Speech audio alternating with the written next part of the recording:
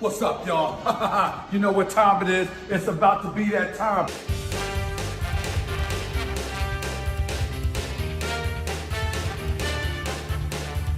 Damn, son, where'd you find this?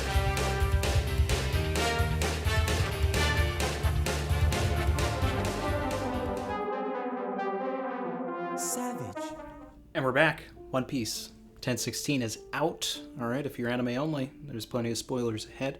This video is coming out later than usual. That's because I just reunited with my mother for the first time after the pandemic. She came up, she finally just met her grandson. It's been a wonderful weekend.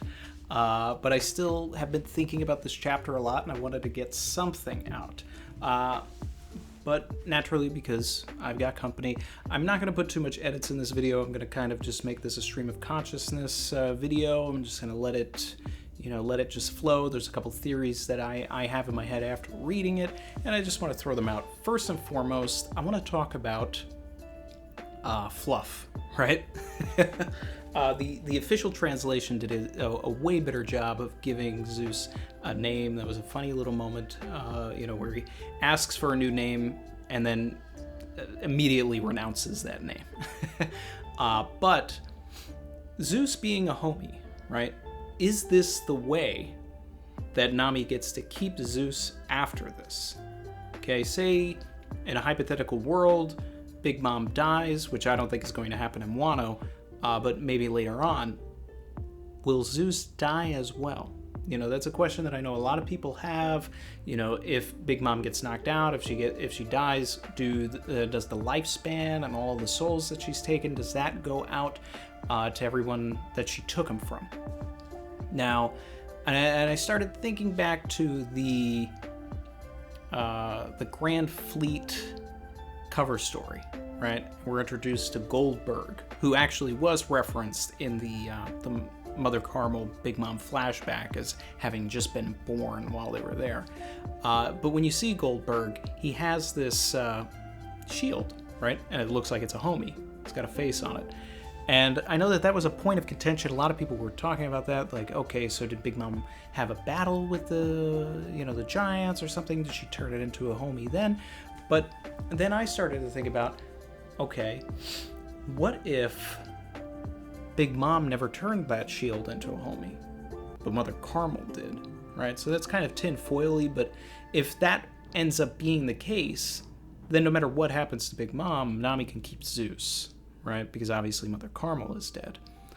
So maybe that was like a gift from the sun god or something like that.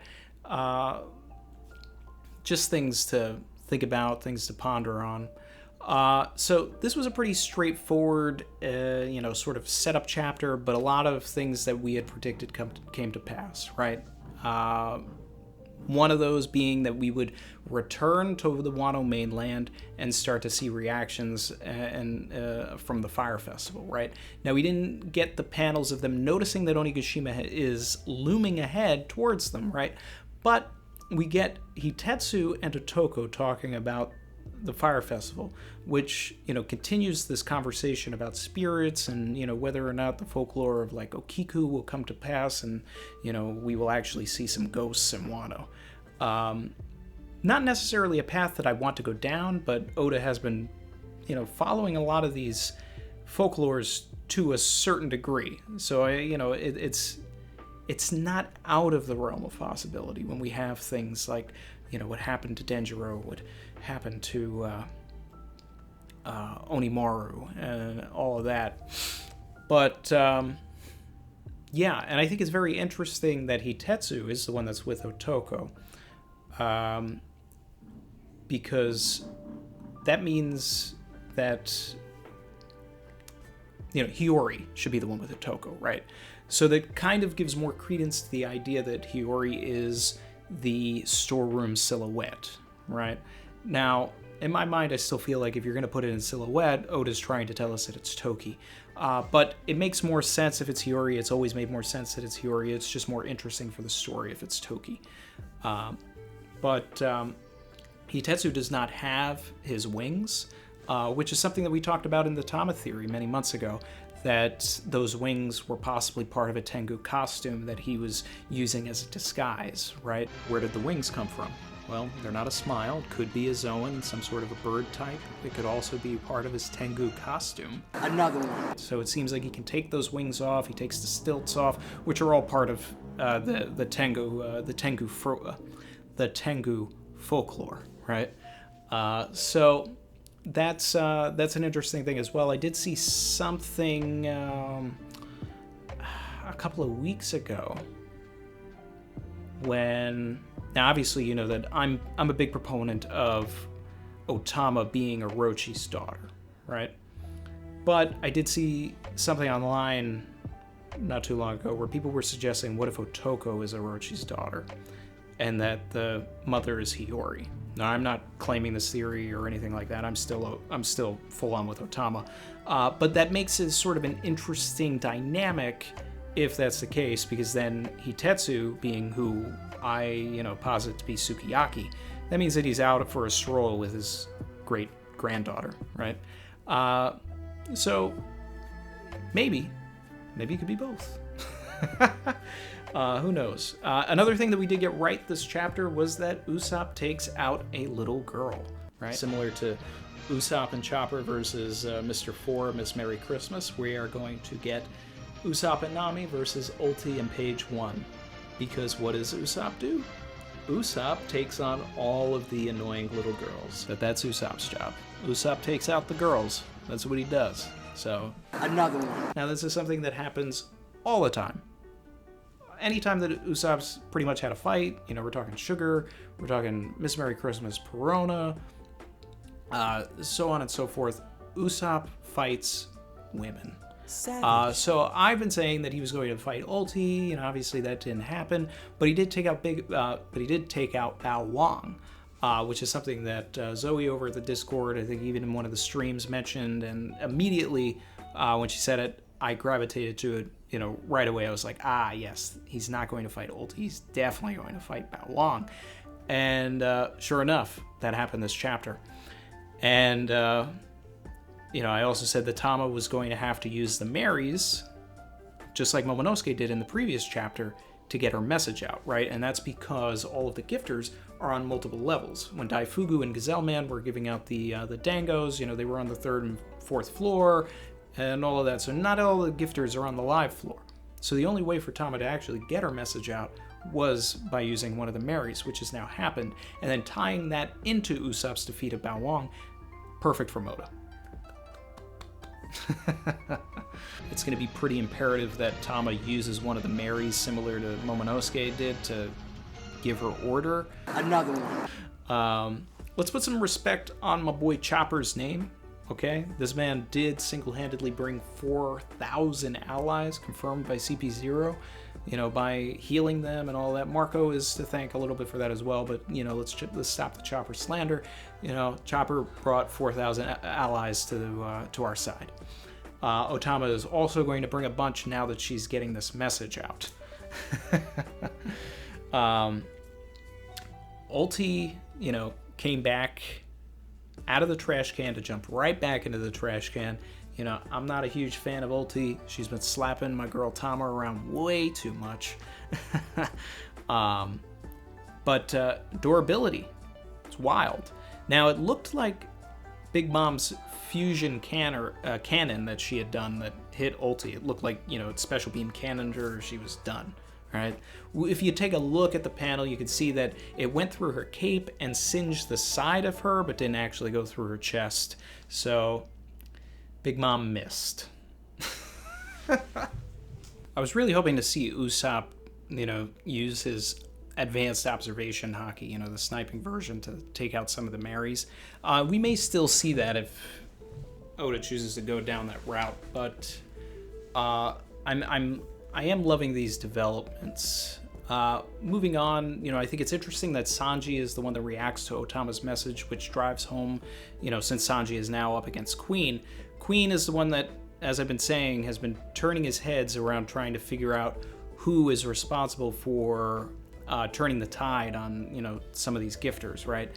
So I feel like there still needs to be some sort of Otama and Queen interaction, but as we know, Sugar rules don't apply here. If Tama gets knocked out, all of those gifters are still going to stay on their side.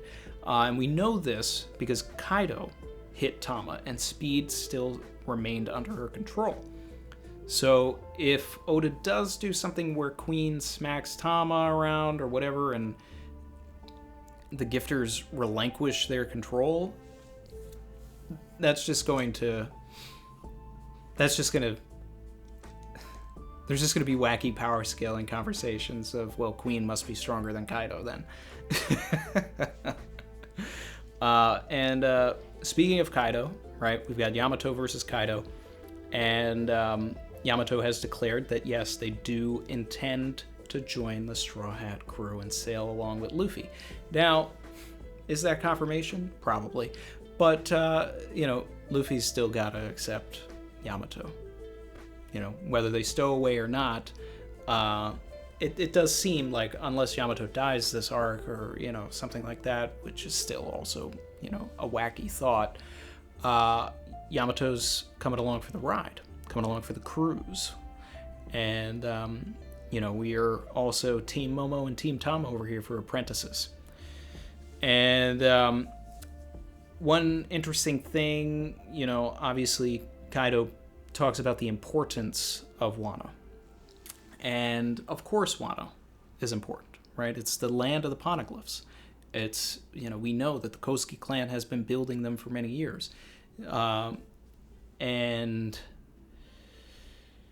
there are many things that would make Wano special. I mean, one thing, for instance, would be, is Wano the ancient kingdom? Right? I mean, that's where the poneglyphs are. It's hard to reach. It's isolated. Many, many things, Not going to dive too deep into that. It's sort of a tinfoil-y thought. But one of the main reasons he could be saying that is because of what Koala said. Koala said the drunken iron ore is something that only can be produced in certain countries. Right? So we know that Wano is one of them, which is also why I still say that the Revolutionary Army has a gigantic reason to show up before the end of this arc. We'll see what happens, but they definitely have stake. They've got skin in this game, and a flashback is imminent. Everybody, will the act end at 10:18 like people are saying? We're gonna find out.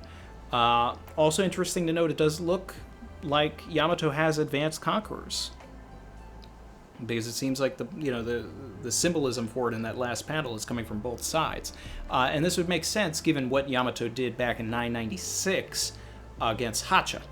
Took the Kanabo and did like this sort of flying smack, and we know that with advanced conquerors you can hit someone without touching them. So imbuing the Kanabo with that, similar to how Kaido would make sense, right? So now I want to take this time to shout out all of the new members. We are at 79 members, which is outrageous, and basically only a month, a couple of days here. And I really, I've got to thank everybody for all of the support. It's crazy. But it makes the streams a lot of fun.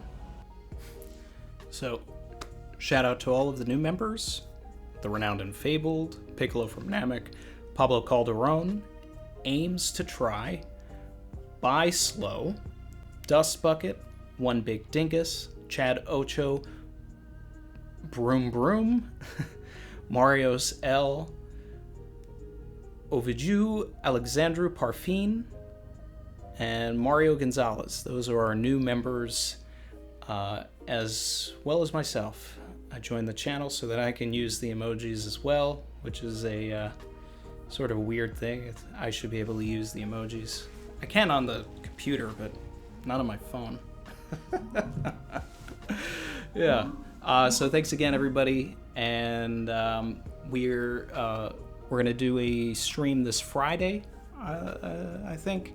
Normally I would do them on Saturday, but with the scheduling that I've got going on for the next couple of weeks, I'm gonna do it on Friday. And I think it's going to be a dual stream between Chrissy and I, and we'll have my mom watch Mars for about an hour, and we'll come in here and do a stream. And if you guys have an idea, leave it in the comments. But mostly I'm gonna enjoy the rest of the month with mom here and with my family. But I will have pockets of time which I do want to devote to the channel. And 10/17, it's gonna be a big one. It's gonna be a make or break. We're gonna know if we're really leaning towards the end of the act for sure. But gonna end it here, guys. Thanks again as always, and have a good one.